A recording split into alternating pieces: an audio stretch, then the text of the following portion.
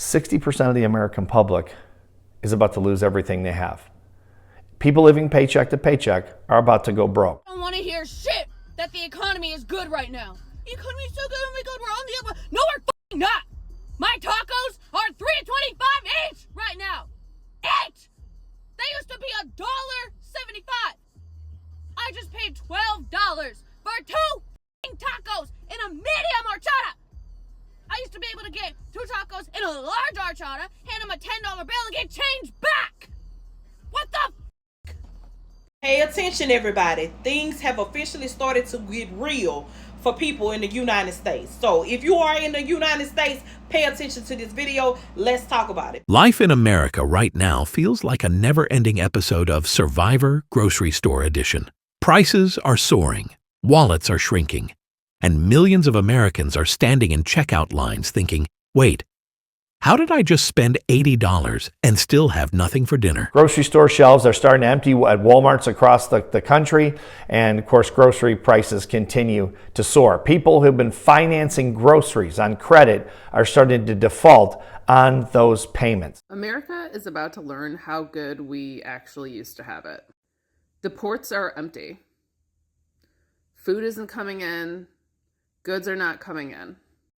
Everyone who works in the shipping industry is saying we are about to face a crisis much bigger than the empty shelves during COVID. We have felt entitled in this country to freedom, to democracy, to human rights, to unlimited food and crap to buy.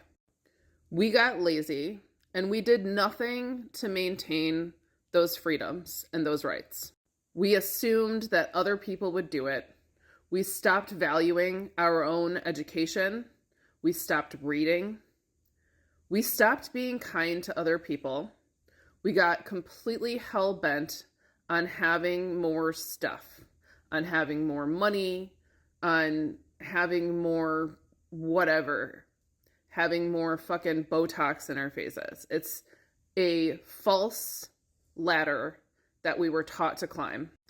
And I don't know if this current iteration of Americans has it in them to survive the Great Depression Part 2, but I don't know if we're going to have a choice, babe. The American dream used to be about upward mobility. Today, for many, it's about basic survival. The only thing going up faster than the cost of living is the national frustration. Just walking into the grocery store feels like preparing for battle. Prices on essentials like milk, eggs, bread, and meat have surged to levels that leave shoppers staring blankly at price tags. A single bag of groceries now costs what an entire cart used to. Housing? Don't even get us started. Rental rates have exploded.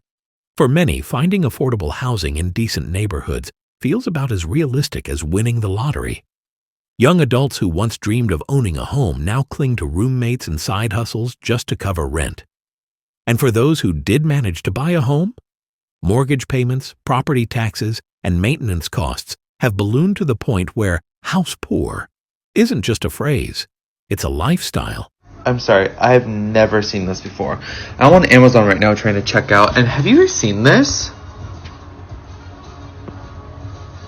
Trump tariff?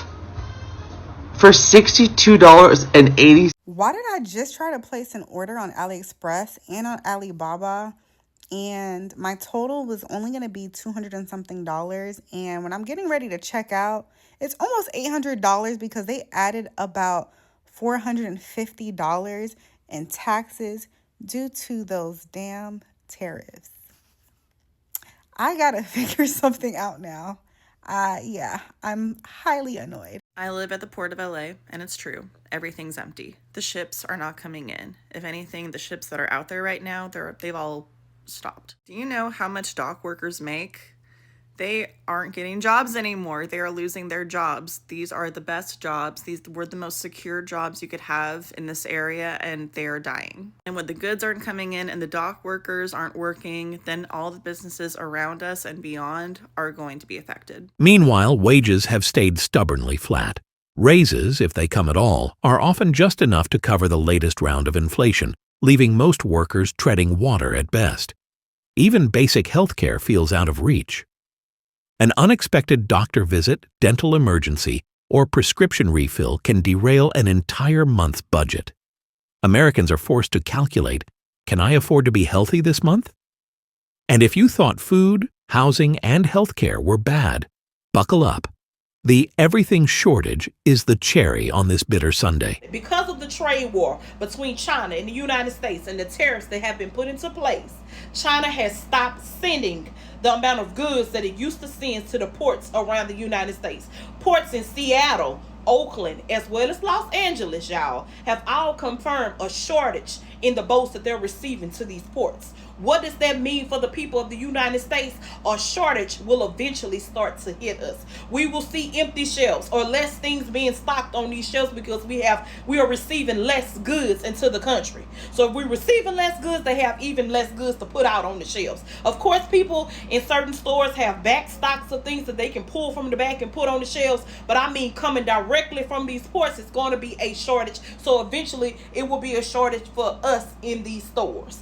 Correct. The things they have an overflow of, the cost of those things will skyrocket. If you can go in there and get a pack of bread that was $1.09 at first, that bread probably gonna be $2 to $3 now. The price is going to skyrocket, double, maybe even triple. We don't know. We have to play it by ear.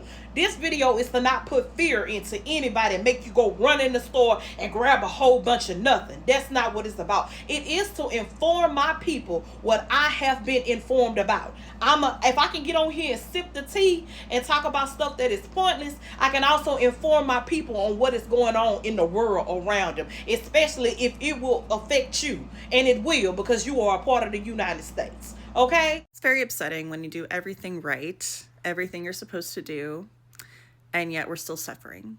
And it's not our faults. It's not our faults. It's the people up top. It's the government. It's the billionaires. It's the rich. You get what you voted for.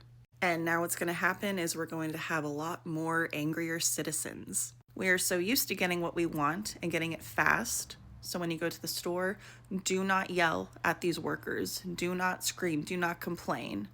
Go to your congressman. Supply chains remain a tangled mess. Shipping delays, product shortages, and empty shelves have become an everyday reality.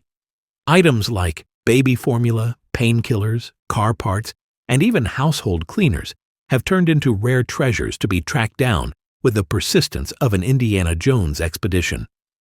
Online shopping? It's a gamble. That item you ordered may show up next week, next month, or never at all. Out of stock has become the most common phrase in America's unofficial retail language. Small businesses, already battered by the chaos, are barely hanging on. Rising material costs, labor shortages, supply disruptions, and shrinking customer demand have created the perfect storm.